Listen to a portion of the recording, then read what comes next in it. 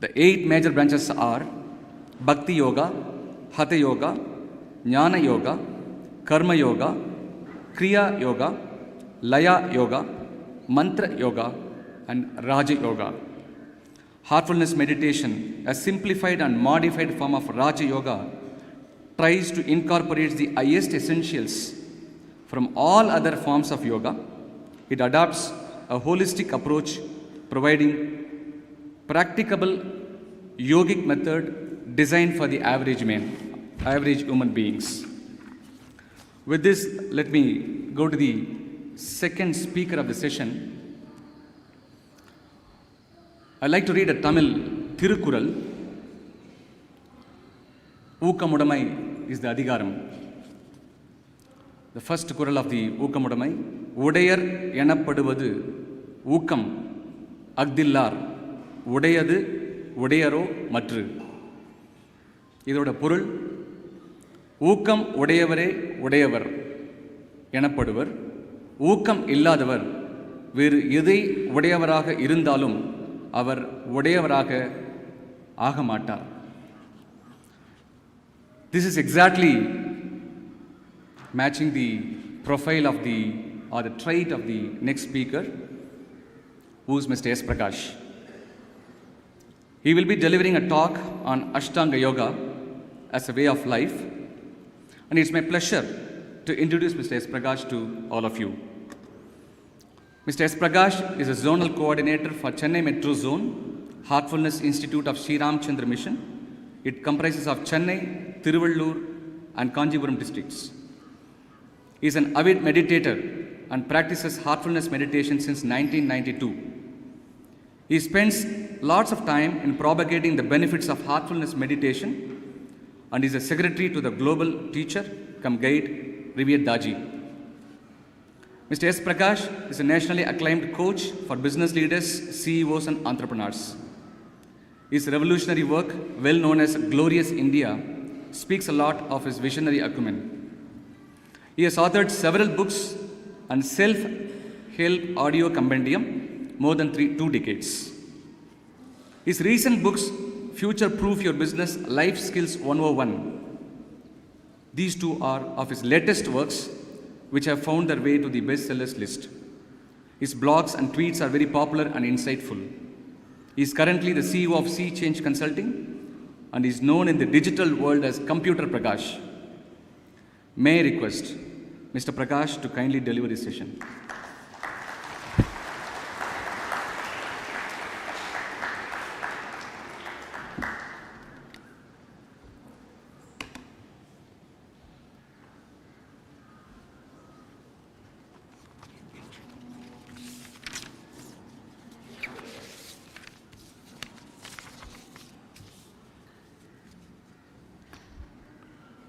Thank you, Brother Anand.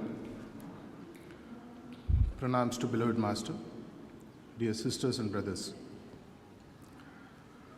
Right from my childhood days, I love reading mythology a lot.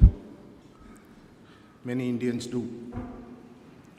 And out of the several stories that I've read, the conquest of Yudhishthir, also known as Dharma, is something that I would like to start with and then see if I can connect that to the topic that I've taken up, Ashtanga Yoga as a way of life.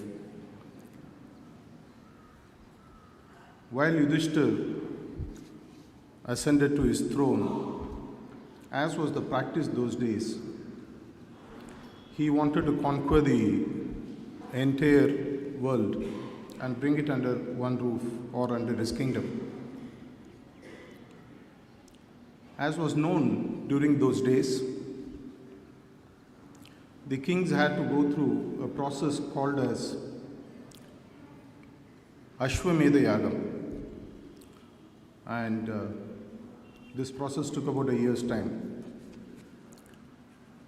What actually it means is that the king allows the horse, which represents the kingdom, to go all over the place. And a few people actually go along, maybe a small army. And wherever this horse goes, and where no one objects to the passing through of the horse to the kingdom, it automatically comes under the king who has sent the horse.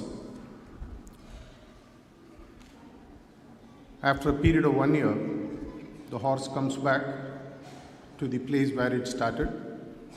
If there are no wars in between, all that territory that the horse covered comes under the king. And now he is crowned the Chakravarti after the conduct of the Yagna. Ashwa means horse, Meda means sacrifice. At the end of the first year, when the travel is complete, when the Yagna is done, the horse is given as a sacrifice. What has this got to do with Ashtanga Yoga? Is a question that might automatically come to our head.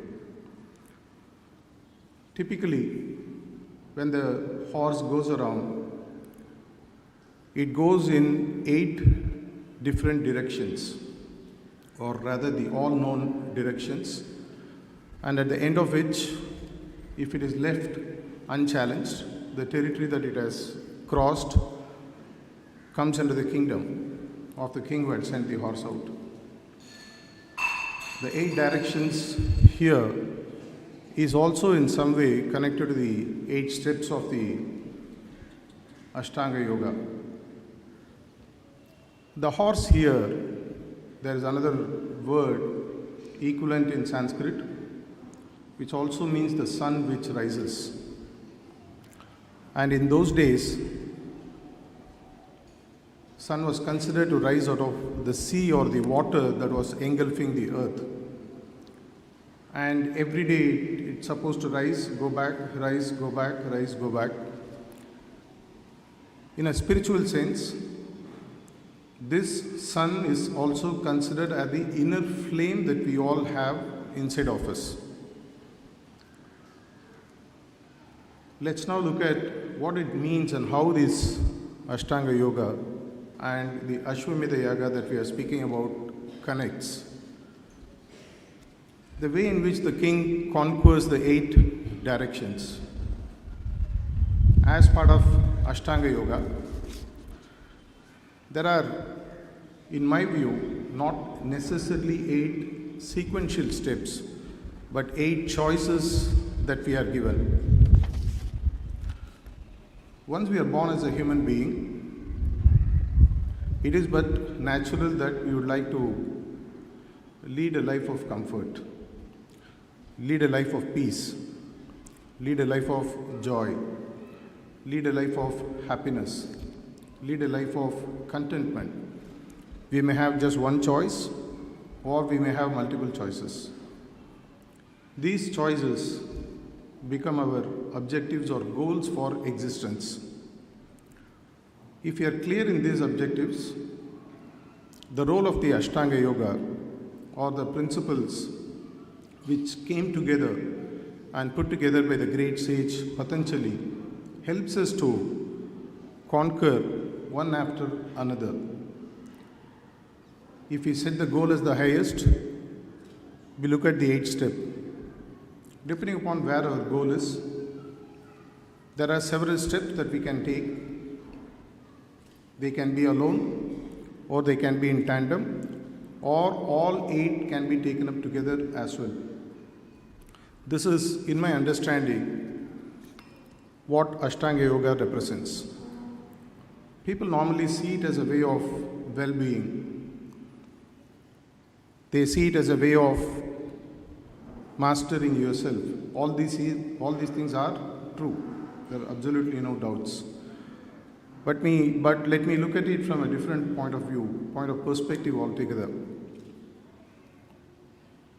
There are 8 sequential steps for the sake of understanding that we all need to see, starting from the Yama, Niyama, right up to the last step called as the Samadhi.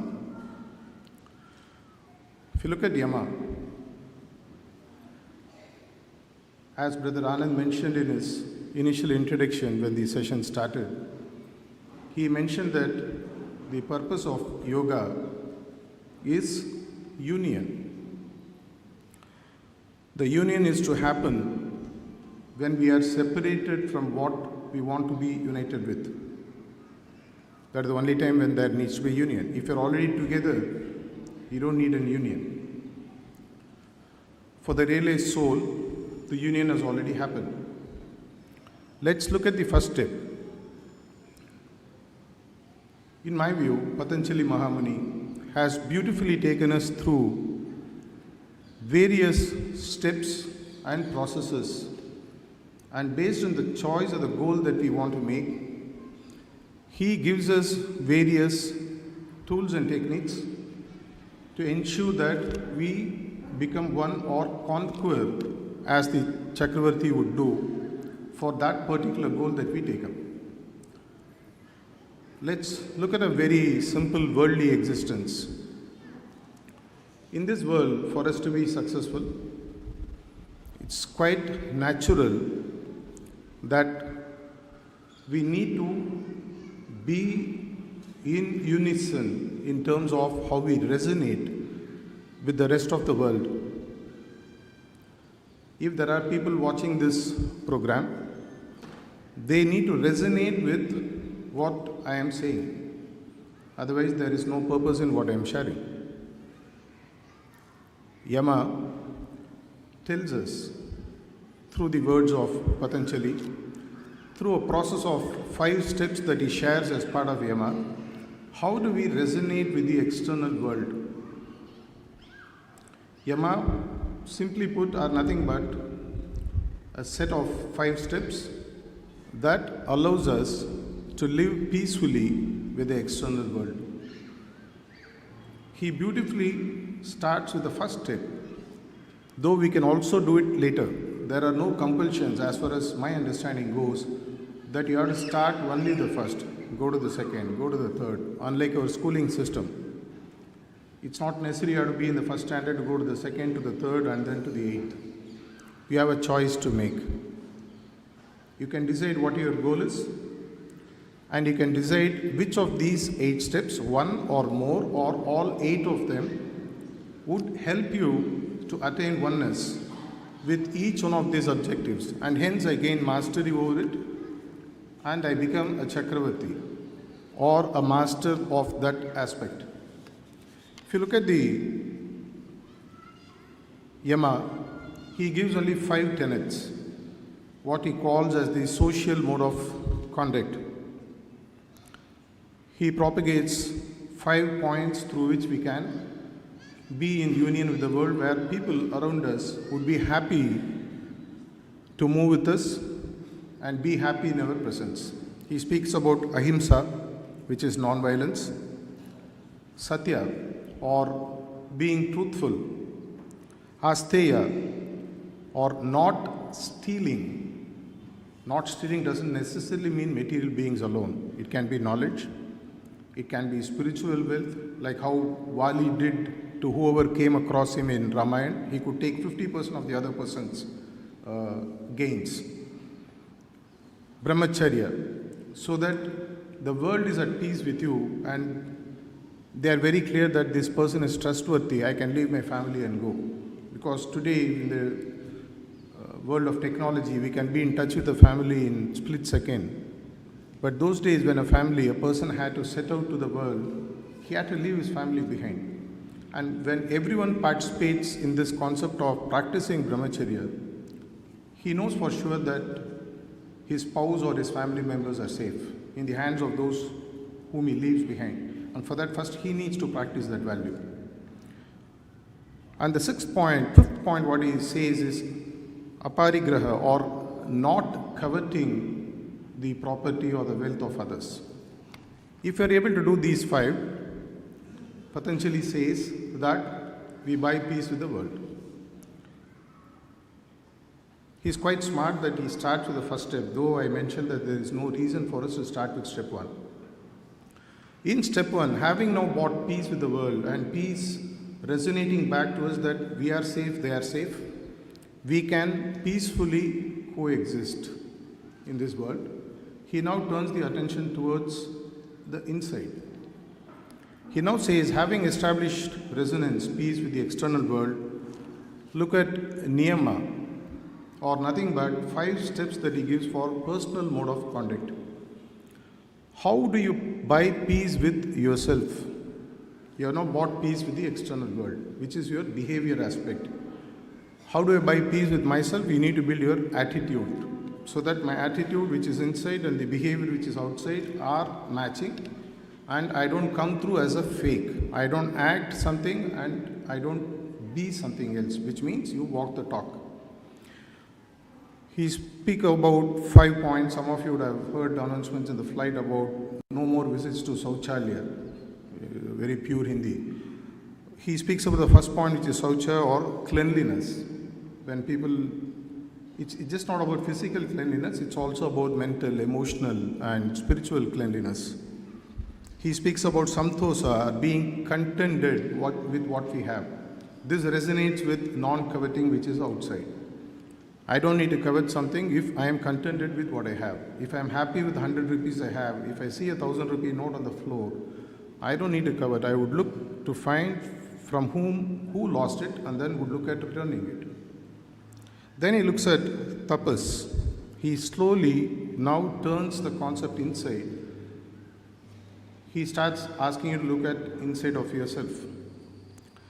The fourth point, he talks about swadhyaya, or study of the scriptures, so that I am in alignment with the values that my scriptures have told me to. So my attitude is built around the scriptures, where the Vedic scholars and the elders have come together and propagated a set of values that I am supposed to follow. And then he looks at, he beautifully connects the 5th point again with the last point, and he gives in between. He speaks about Ishvara Pranidhana, or surrender to God, as the 5th step in Niyama. Though he doesn't spell out how to surrender here, but he creates that awareness that yes, by surrendering to a higher force, you start looking within, and then what is within, if it is godliness, what is outside of yourself, you start seeing godliness also. And then it's easy for you to live in this world without having to fight for space or money, or the universe has everything for everyone. The challenge comes when we start taking more than what we need. After having crossed the 2 goals, oneness with the world, oneness with myself, he then moves on to the worldly existence of the human beings. While living, if my body comes in the way of my living peacefully, I might get deviated from the goal of my existence. And hence, he brings the 3rd point of the Ashtanga Yoga, which of course you can straight away start here too. There are people, as our theme of Sister Aishwarya, Saundarya and Brother Ankit, they had demonstrated. The asanas give you a way in which you can buy peace with your body while you live in this world. It is the wish of every human being that I would love to meet my Maker without much of bodily worries from the time I am here till the time I exit. Ideal.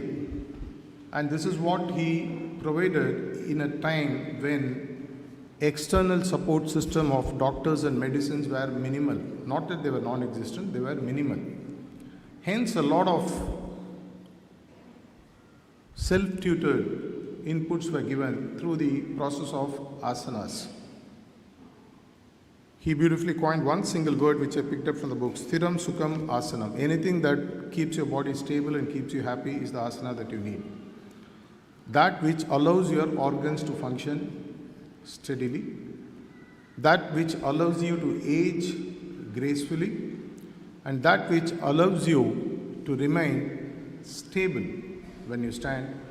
We all know that when we have elderly people at home, my guru always used to say, the challenge is not in the mind, the challenge is in the body.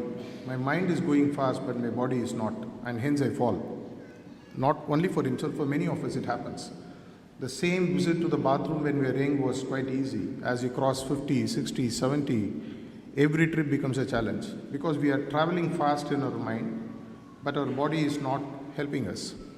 And hence, asanas, as you age, helps you to keep your inside organs and your external self. If I might take a minute to explain, asanas are the only one which are scientifically proven to allow the tissues, the bones, and the flesh to age together. Which means, in a normal self, when you are not practicing asanas, the chances are that your bones and your muscles and your tissues might age differently. Which means that if your bones are able to take it and you walk fast, your muscles might not, and hence you will find that your body pulls back. Asanas are the only one which are scientifically proven to allow these three to age together, which means my age of the bone, the age of my flesh, the age of my muscles are the same at any point of my time in my life. Which means that I know the speed at which I walk, my body will take me. And while I walk, I know how to be stable because I practice few of the asanas consistently. And some of these asanas help me to allow my internal organs to remain at its peak efficiency. Whether it's your kidney or your lungs or your heart, they allow it to age efficiently. It's not that they don't age, they age efficiently so that your body and your mind, everything goes together. Then he takes it to the next level. He speaks about pranayama. I don't want to go too deep into the techniques of pranayama, but I want to share one thing that I learned with my global teacher. Mr. Nataraj, who is sitting here, has met him a few times, Charji Maharaj. I have met him too in the cottage. He mentioned once beautifully, he explained the purpose of pranayama.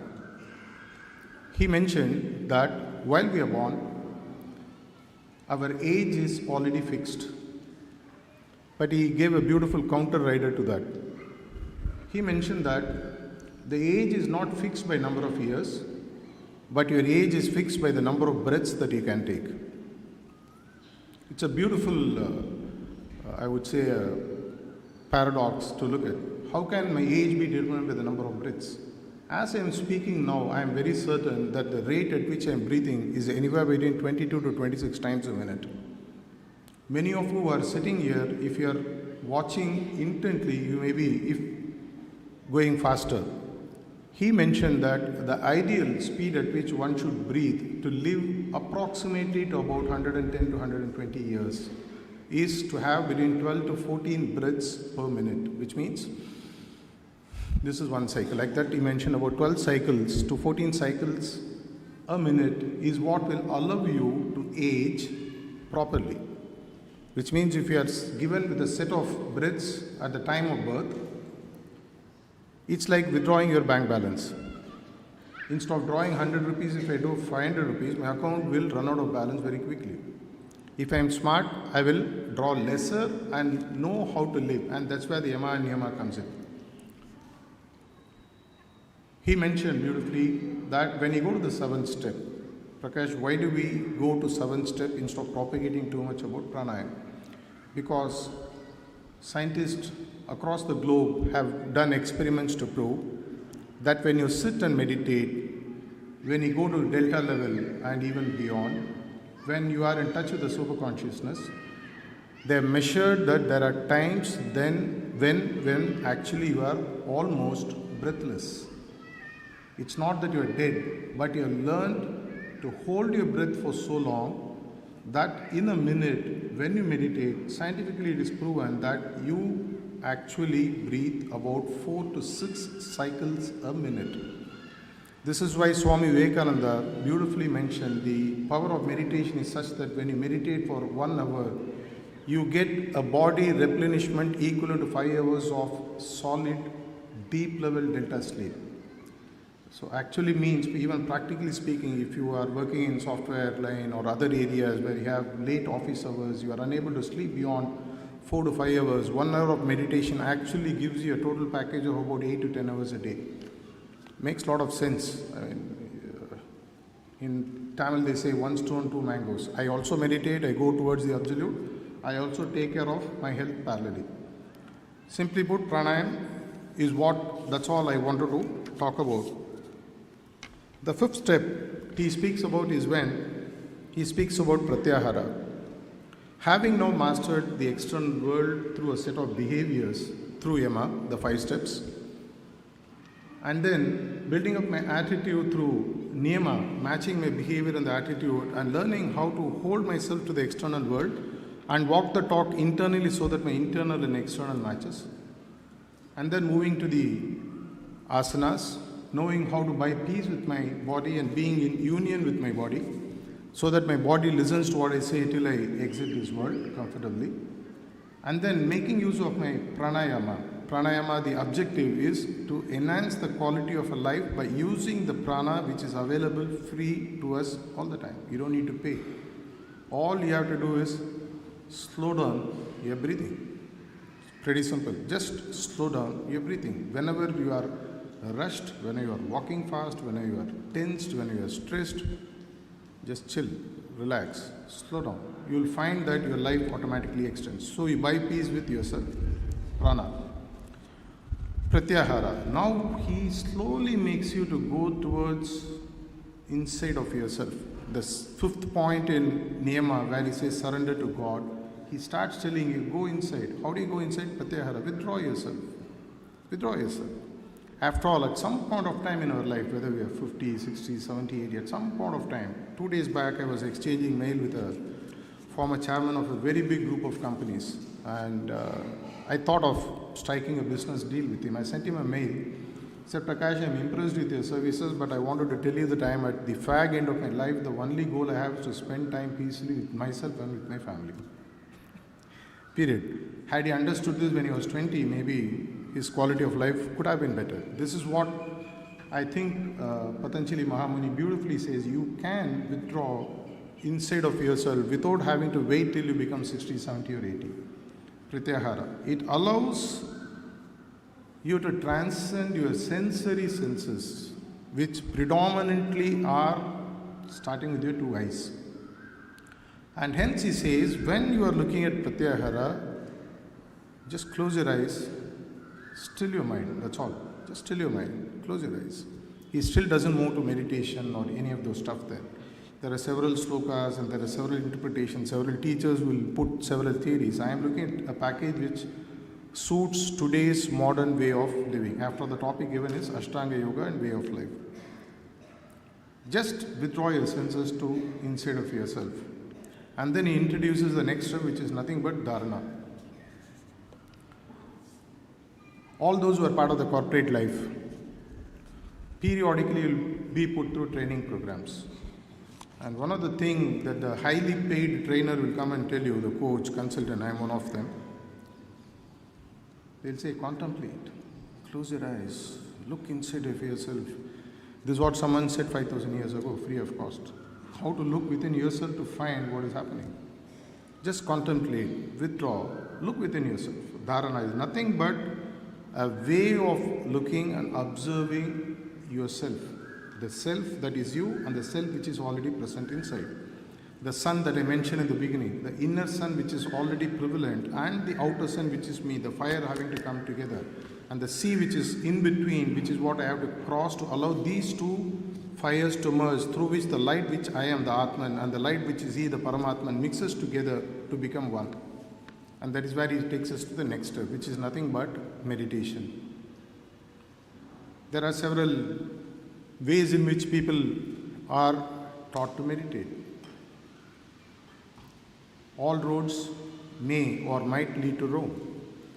Our way is to find the fastest one which would allow us to go. As part of meditation, though it's not explicitly propounded by Patanjali, one thing that I have understood is that a meditation process without the support of a guru who has attained the highest is of no consequence. How much ever I read about meditation, how much ever I practice meditation on my own, it could be like a dog which just goes in circle without having to know where the owner is. It will be running in circles, but it still has to go towards the owner. Meditation is nothing but the process through which I learn to go towards my maker by crossing the sea which is between my fire and the fire that is the source. In Heartfulness meditation, we teach you through the process of yogic transmission how this process can be done easily, where the Guru acts as the boat and takes you from this side of the fire, which is you, takes you safely, takes you to the other side. In this process, whatever hurdles come, whatever challenges you face, since he has already seen it, if you are going to Mount Everest, you would prefer to take a Sherpa or a guide who has already been there. In 1945 or 1954, when Mount Everest was first climbed, technically speaking, the first person who set the foot there was actually Tenzing Norgay. He was the guide who took Hillary to the mountain. Of course, Hillary took the photos and he became famous. Because Tenzing Norgay knew how to go. He knew how to climb from the treacherous base camp to the vertical slopes and then take you to the Mount Everest without having to fall. This is what the Guru knows best. All of us know the importance of a Guru. For each and every walk of life, we are dependent on a Guru. You call them a teacher, you call them a friend, you call them an assistant, you call them a guide, you call them by whatever name, they are your Gurus. And meditation is the process through which you are able to experience that condition which allows you to move the smaller self to the higher self, and at some point of time, you understand what it is and you're able to remain in that state forever. Now we have found 7 steps of Ashtanga Yoga, and each of the step can technically remain in silos and can help you. Nowhere Patanjali Mahamuni has openly said you have to practice all steps. I mean, if you had opened TV channels between 20th of June and 22nd of June, all the channels would have played International Yoga Day programs, and the only 2 predominant aspects they would have demonstrated would have been asanas and pranayama. Absolutely no problem with that. But if that is your goal, that's what you pick up. It depends on what your goals are. Are my goals buying peace with the world, buying peace with myself, buying peace with my body, buying peace with my breath, buying peace by my ability to withdraw myself, my peace by ability to withdraw and start looking, concentrating inside, by peace, by meditating, and then attaining the final goal. Then you have all the 8 steps available.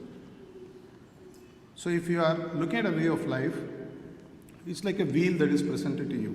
Do I want to look at all the 8 directions, cover them up, and then come to the center, through which now I know that I have taken all the 8 directions. I know what these 8 directions are. I know through the help of a Guru or a capable guide that I have mastered all this, and hence by sitting in the center of that axis which looks at all the 8 steps, I have mastered all the 8 steps, and hence I moved to the final state known as Samadhi.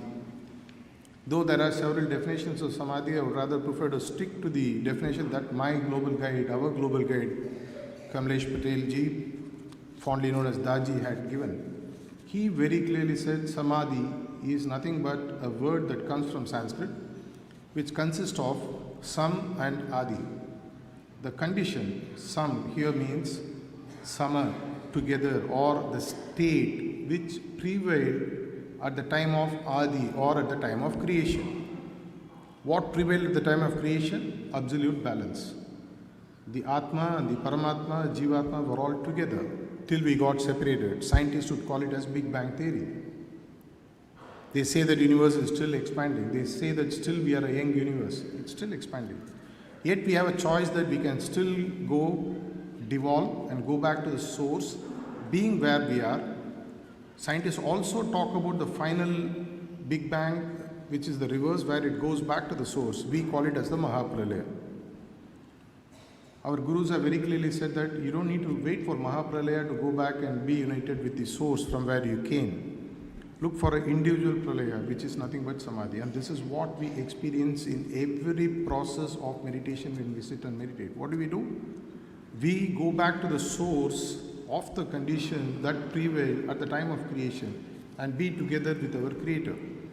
This half an hour that you do daily, that meditation, heartfulness meditation, through the process of support of Pranahuti, which we are going to experience towards the end, one of our trainers would walk you through that.